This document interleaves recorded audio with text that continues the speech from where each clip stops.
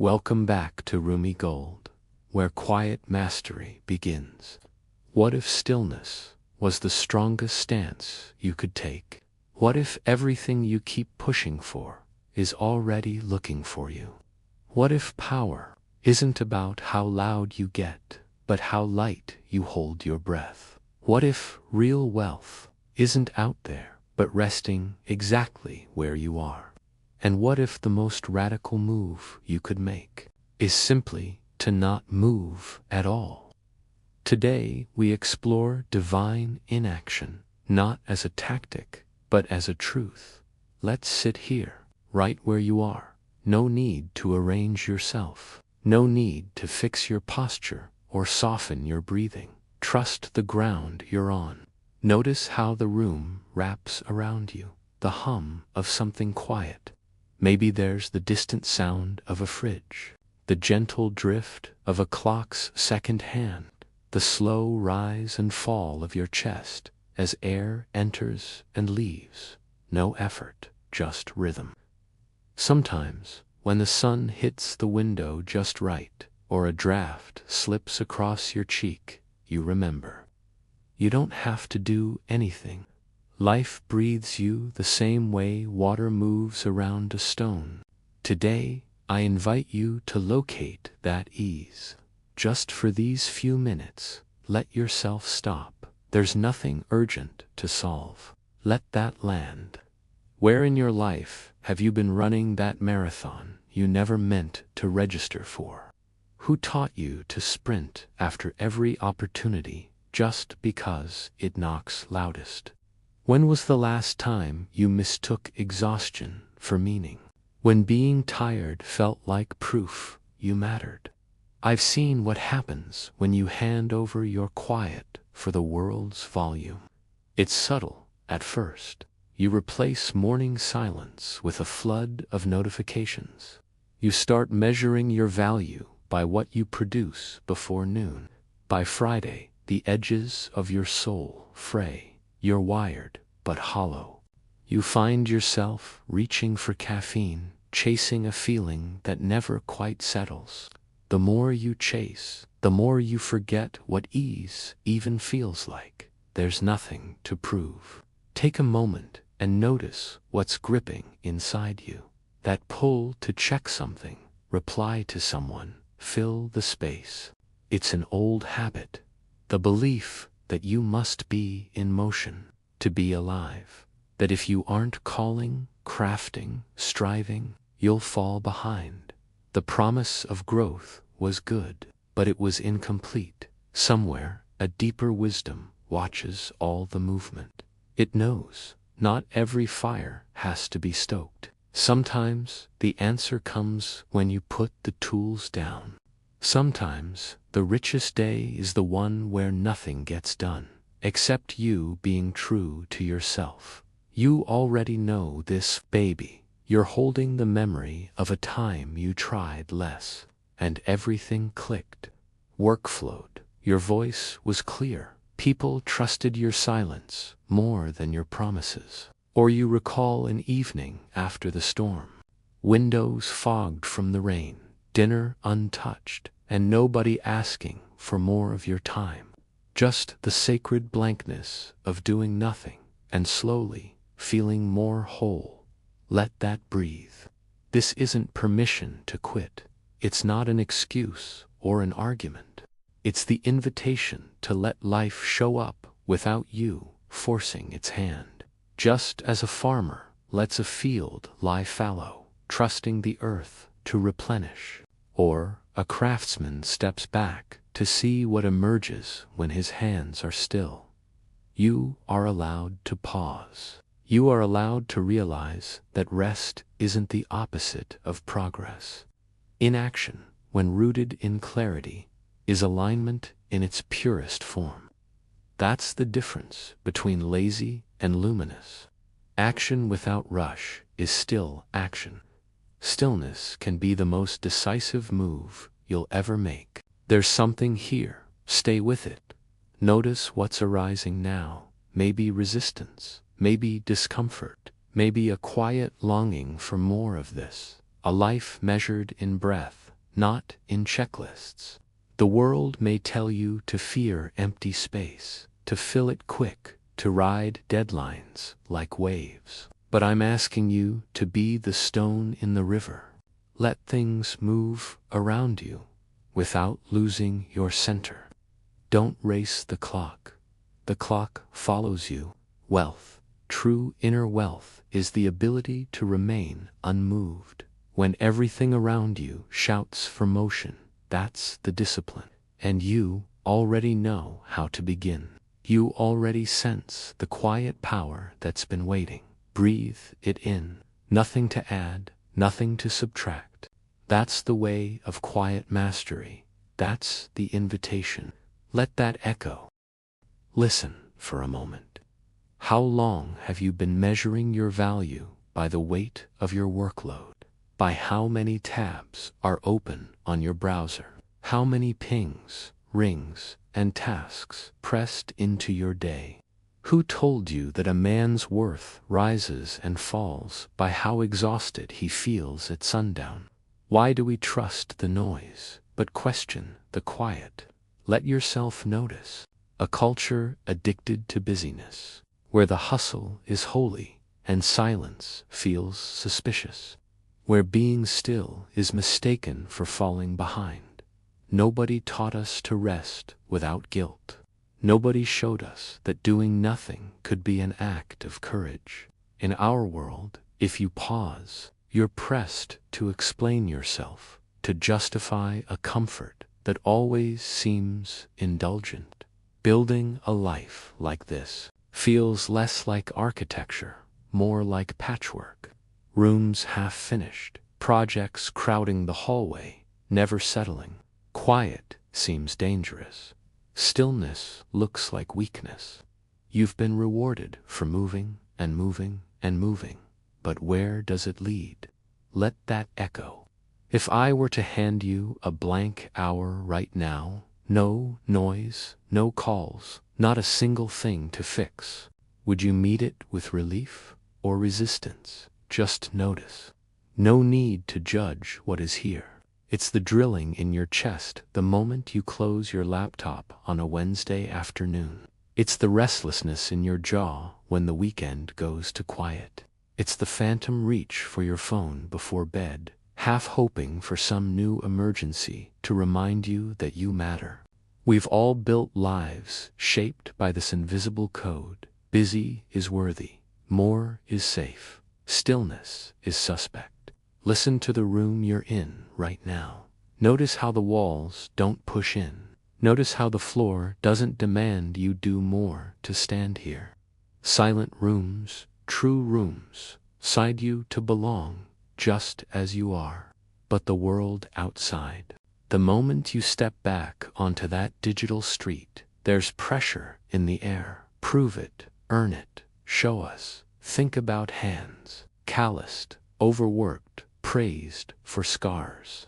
Nobody hands out trophies for unclenched palms. Steady grip, gentle touch.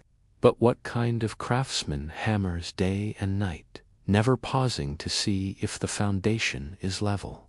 What kind of architect stacks stories high, with no time to notice the cracks in the walls? Stillness isn't empty. It's inspection. It's maintenance. It's the discipline of slowing down enough to see what matters.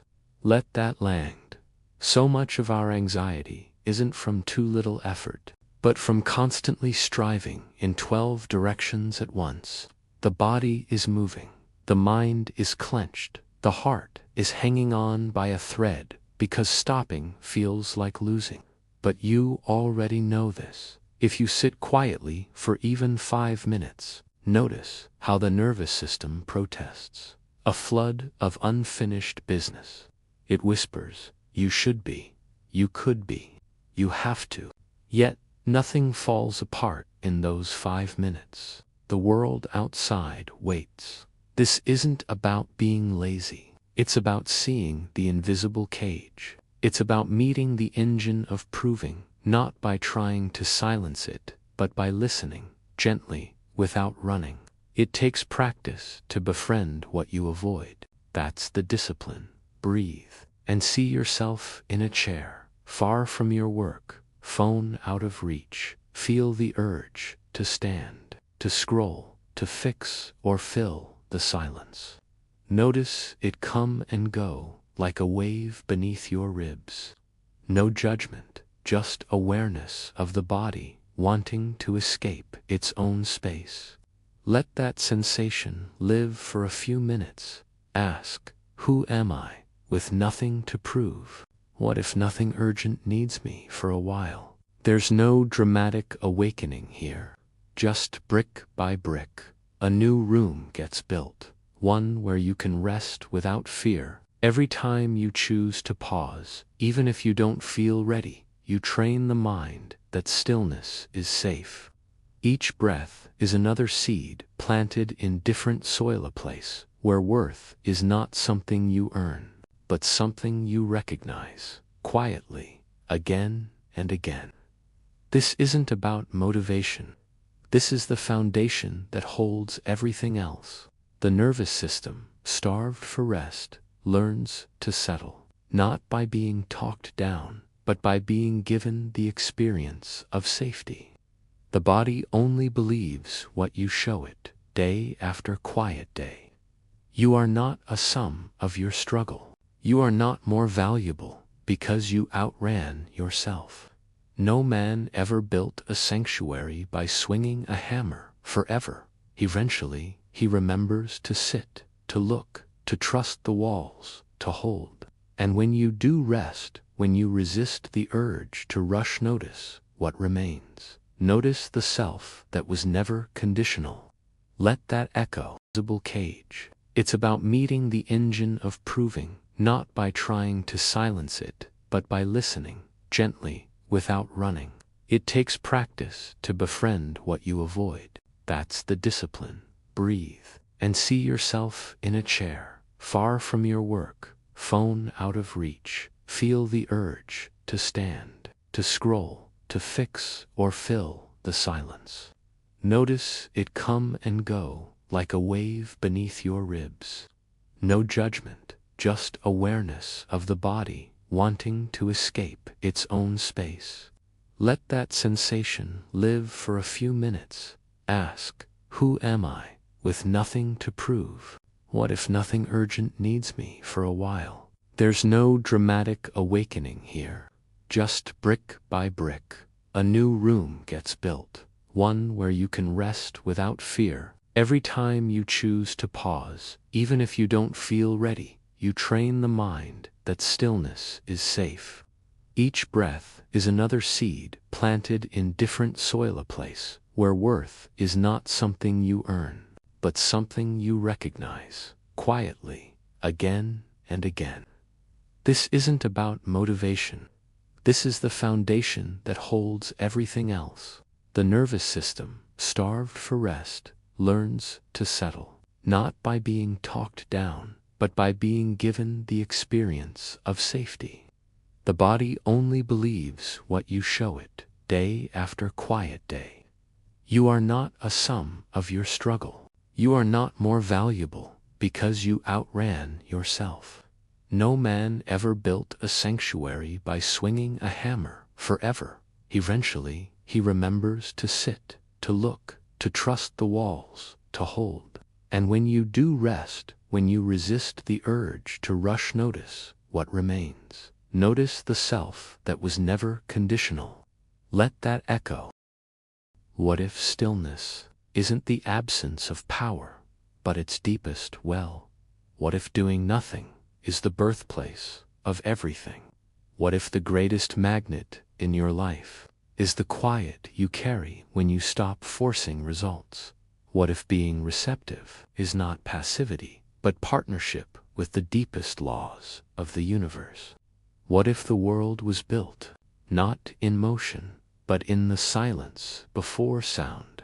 Let that land. Most of us grew up suspicious of stillness, as if letting go of striving meant missing out, as if only those who hustle, push, and chase deserve the fruit. But if you sit quietly enough, without a screen, without a plan, Not even a secret checklist in your mind. You notice something different. Underneath all the mental noise, there's a hum, a fullness, a pregnant pause. The old way taught us to fill every moment, every empty space. But ancient texts, Tao Te Ching, the Zen masters, even the stonemasons who measured twice before ever lifting a chisel, they all point to something else. True creation happens in the empty field, not the crowded marketplace. In the Tao, there's a line: we mold clay into a pot, but it's the emptiness inside that holds whatever we want. That's the discipline. Look outside for just a moment. Winter is nature's stillness. Think of a frozen field. Nothing seems to move. But under the frost, seeds shift, water settles, roots draw slow power. It looks silent, but it's the setup. That dead field holds all the potential for spring. This is not absence, but gathering. It is the same with you. When you go still, when you remove yourself from noise, schedules, comments, opinions, you charge up. You hold fertile ground for what wants to come through. Physics speaks of potential energy. A ball at the top of a hill looks like it's doing nothing, but it is holding the energy for all it could become. You stand in a quiet room before a big move, and your hands are empty, but inside there's a lift in your chest. The pause before you say yes or no. That is power preparing to move. Most never let themselves sit long enough. They run from silence, because in silence you meet yourself. You already know this. Let's sit with another frame. Ever notice how ideas arrive when you're walking, showering, staring through a window? Nowhere special, just present. That's not your brain at work. It's your deeper self, using the space you finally provided. The best intuitive downloads, the courses of action that change your whole life, don't come while you're sweating to solve the problem. They show up in the calm. They land in the open. Nature, physics, intuition, all say the same thing. Stillness is not a gap to rush through. It is a breeding ground, a field before the seed, the empty chair before a great conversation. Imagine trying to build a fire, but you never let the wood dry out, never clear the ashes. You never get the heat that transforms. Stillness is space cleared. You're not taught this in the world of productivity and hustle. If you're not moving, you're falling behind. That's the myth. But the ones who move with purpose, who make decisions that matter, who hold quiet power, you'll notice nothing startles them. They wait. They listen before acting. Their stillness is alert, not lazy. Even in the Tao Te Ching there is. The master doesn't seek fulfillment, not seeking, not expecting. She is present and can welcome all things. The teaching isn't about stagnation. It's about being ready to receive. Let's ground it again. A master carpenter stands over his materials, hands behind his back, seeing not just what the wood is now, but what it might become. The stillness in his posture is the birthplace of the craft. The best martial artists know the fight is decided not in the strike, but in the breath before. In every field, the best moments are born from quiet, patient presence. That's the discipline. If you take one thing here, stillness is a frequency, not a void. It's not nothingness. It's where everything sets up. It's not checking out, but tuning in. If you let your nervous system slow down, not collapse, not retreat, just slow, you start to notice the signal under the noise. This is the hum from which clarity rises. Every time you rush to fill a silence, you collapse the field.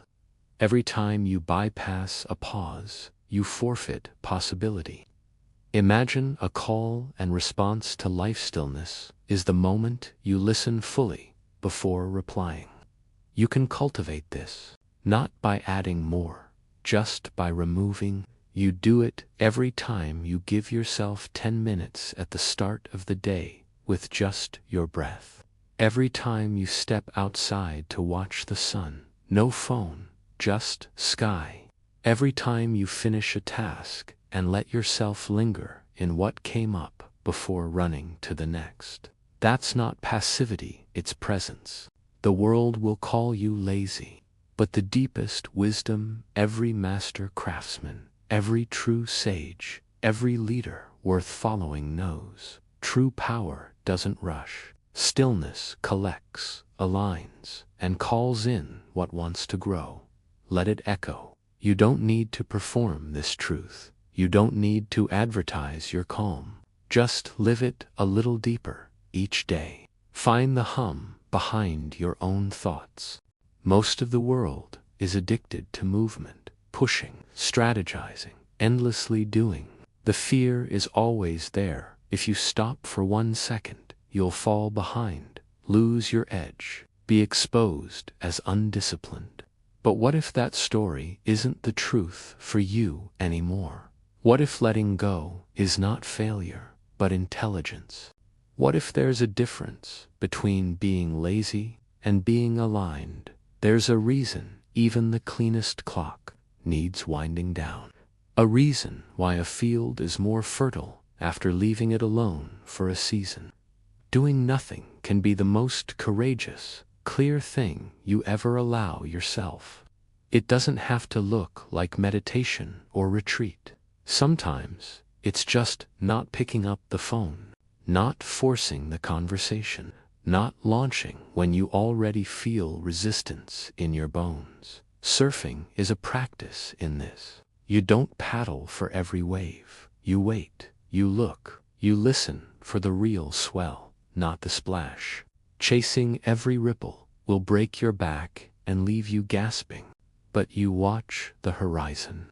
You trust your body's sense for timing and direction. You paddle only when it's yours. That's alignment. No effort wasted, no movement without meaning. And you already know the cost of resistance trying to make what isn't meant to move. It's exhausting. It leaves you empty, not full. Let that land. This isn't about laziness. Real non-doing isn't collapse or avoidance. It's the highest form of presence. It feels like fasting. Not as a discipline to conquer your appetite, but as a way to listen to your body's truth. When you fast, your mind may panic at first. Something's missing, something's wrong, push through. But there's a deeper intelligence that awakens in the pause. A tuning, an old wisdom that's always been there, waiting behind all that noisy hunger. It happens with money, too. Sometimes the strongest move is to keep your wallet closed. Restraint opens more doors than reckless pursuit ever could. Real silence gives space for what matters to echo. Every culture has a version of the Sabbath, a reset, a built-in non-doing that honors the liminal, the blank page, the fire gone out so the room can be cleared. Rest isn't just about recovery, it's worship, a trust fall into enoughness. And when you surrender to that pause, the world keeps spinning. Nothing falls apart. You come back stronger, not behind. That's the discipline. I once wasted months chasing a deal I thought I couldn't miss. Calling, emailing, making new offers, pushing timelines, forcing my way through walls that wouldn't budge. I refused to give space. I made it about willpower, not timing. Until life forced me to stop, flu knocked me out, flat on my back. For 2 weeks, nothing but rest, nothing but quiet. In that silence, with my hands off, the other side finally reached out. Apologies, they were ready now. The deal closed on their timing. What I couldn't force in months, alignment gave instantly when I stopped fighting. You already know this. Resistance-based avoidance comes with anxiety. checking boxes you don't care about, spinning your wheels in sand. Nothing changes. You feel stuck, brittle, quietly panicked inside. But alignment feels like water, finding its level, unforced, simple sometimes. The hardest part is trusting you'll know when to move, when to speak, when to step in. Not when your fear wants relief, but when your center says yes. This is not an excuse to do nothing forever. This is an invitation to trust that doing flows from being. The right action happens when the foundation is clear. Non-doing gives your mind a place to see the next step with no noise in front of it. It doesn't have to be dramatic to be true. Imagine the way stone holds heat after the fire is out. The way morning air is clearest before anyone awakens. The way your breath settles smoothest when you stop trying. That stillness is not absence, it's potential. What would today look like if you practiced even an hour of non-doing, not as avoidance, but alignment? Wait for your real wave. Let the right hunger return. Honor your own Sabbath, even if it's just a walk with nothing to prove. Here anchor into what's true. I honor the pause that strengthens me. I honor the pause that strengthens me. I trust timing more than force. I trust timing more than force.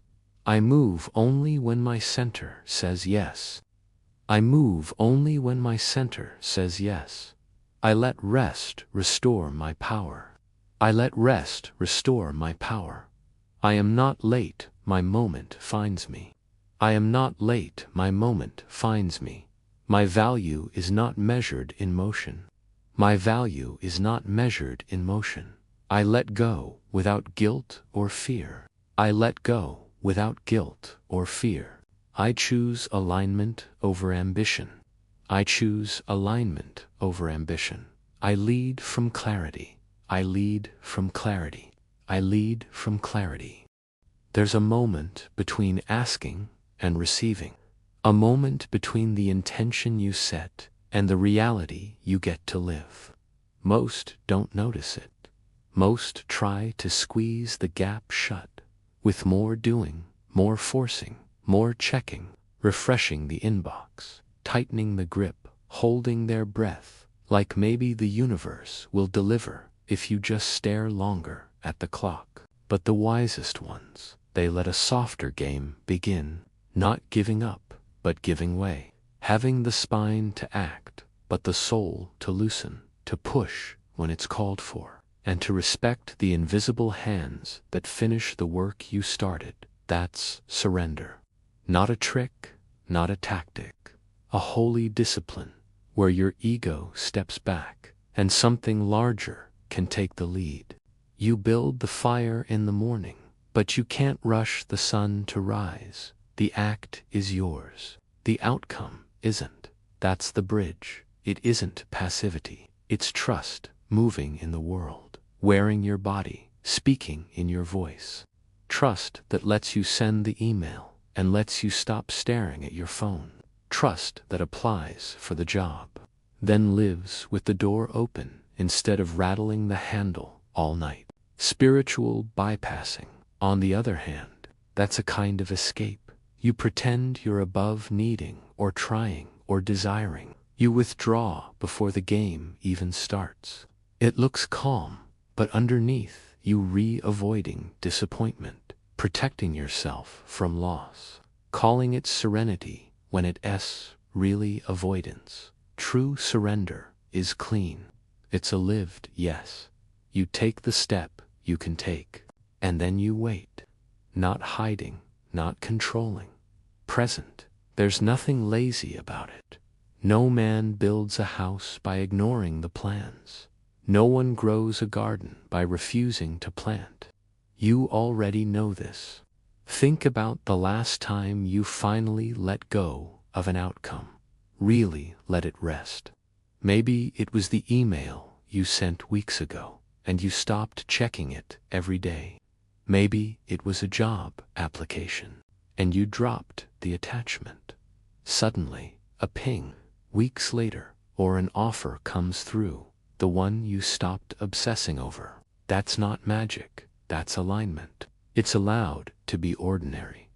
Divine timing isn't dramatic. It often looks boring, slow, just space for the right thing to catch up. Let that land. The most creative act you'll ever do is to let go after you've done what's yours to do. Creation wants partnership, not puppetry. Neville Goddard called it living in the wish fulfilled, assuming the feeling of already having received, and then moving as if it's handled. When you walk down that road, the road meets you, not a second before. This isn't about motivation. Picture a builder. He designs his plan, pours concrete, frames the doorway, but he doesn't sit screaming at the concrete to dry. He lets physics do its work in silence. He knows his boundary, where action ends and patience starts. There's freedom in that discipline. There's breath in that line between doing and being done. When you meditate, when you drop so deep that a new idea lands without warning, that's surrender to. You listen. Instead of telling the universe what to say, you stop clawing at the page. You let the idea find you, instead of chasing every thought downhill. Creativity is less about the grind, more about the opening. But remember, surrender cannot happen if you haven't shown up. The world is full of people waiting for fruit, who never planted a seed. There's no shortcut. You can't skip your part. Surrender is not floating. It's knowing you've stepped up and then stepping aside. Let's sit with that. Ask yourself, where are you still gripping long after your part is done? Where are you staring at closed doors, hoping to will them open? Can you notice, without story, how much space life rises to fill? When you finally set down the struggle, there's nothing to prove. You don't have to disown your desire. You don't have to numb the ache. You can let the longing exist, water it, work for it, and then let it breathe. That's how outcomes get to show up unforced. That's the holy bridge. Intention on one side, outcome on the other. And surrender as the trust that holds the weight of the unknown. Nothing dramatic is required. Most days, it's about discipline. It's waking up, doing your work, sending your notes, cleaning your side of the street, and knowing you may never see the harvest in the week you plant. You may never see the reply in the hour you pressed send, but you moved, you planted, you cleared space, and the divine intervenes in that space. Not because you shouted louder, but because you finally made room. You set the table and you waited. That's enough. Maybe this is what clarity sounds like. Let's arrive right here, not to end, not to wrap up, but to exist in the weight that's left after all the noise has faded. This is the room after movement, the field after harvest, the body after releasing its tension. This is the bottom of the breath and the top of the silence. Stillness is not absence. Stillness is not emptiness. Stillness is the unbreakable core under every ambition, under every effort. You don't build it, you remember it. You can chase new strategies for decades and still miss the foundation. The foundation is stillness. The discipline is to stay, even when the room is empty, even when nobody's watching, even when your hands are restless for something to grab. That's the practice. Noticing the urge to move, then not moving. Let that land. Alignment is not perfection. Alignment isn't a performance. It's the quiet that happens when mind and body say yes to what the soul already knows. You can decorate a house with more money, more titles, more plans, But if the frame's not right, nothing settles. When you sit in real alignment, it feels like gravity remembers you. There's nothing forced, nothing squeezed, nothing fighting to be enough. You already know this. The moments in your life when you felt most alive. You weren't pushing, you weren't convincing. You were simply present to what wanted to happen. Presence is the portal. There are whole worlds on the other side of a single, patient breath. Most people rush past the door and call it a journey. That's the discipline. To stay, to wait, to let the day open by itself. Surrender is not weakness. Surrender isn't giving up. Surrender is the most quietly dangerous decision a human can make, because it sets you free from the needing, from the gripping, from the drama of proving. Surrender makes space for answers you didn't know you needed. Surrender is how divine magnetism is born. The paradox: everything you chased falls away.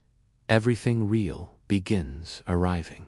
The right phone call, the right open door, the check that shows up, not because you faked calm, but because you embodied it. Practice this in small ways. When you're in a conversation, pause before giving advice. When you want to fill empty space, breathe before you fix. When desire rises, let it breathe without jumping to act. Sit with your discomfort. Let it teach you what doesn't belong. There's nothing dramatic here, just the slow truth. This isn't about motivation. This is about coming home to the part that can't be improved. The part of you that simply knows how to listen. You are already a co-creator. You are a field that receives and a river that gives.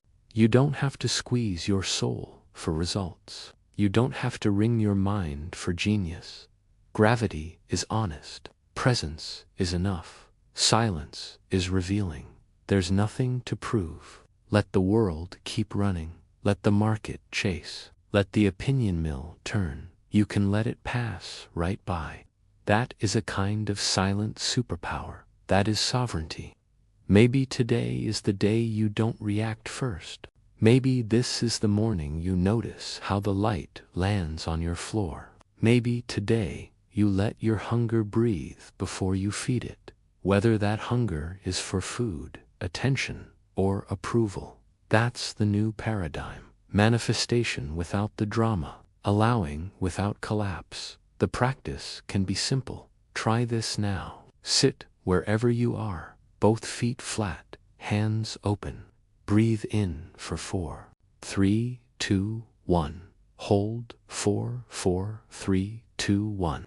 Gently let it go. 4, 4, 3, 2, 1. And let the next inhale come when it wants to. Do it again if you want, or not. Just feel how the air moves in and out, with or without your effort. You are safe to wait. You are free to allow. You are built for slow power. There's room for you, even in the quietest room, especially there. Let's anchor it. I meet the day with unshakable Tom. I meet the day with unshakable Tom. My power rests in my presence. My power rests in my presence. I allow what is meant for me to come. I allow what is meant for me to come. My ambition is aligned with truth. My ambition is aligned with truth. I surrender what I can't control. I surrender what I can't control. I trust the timing of my life. I trust the timing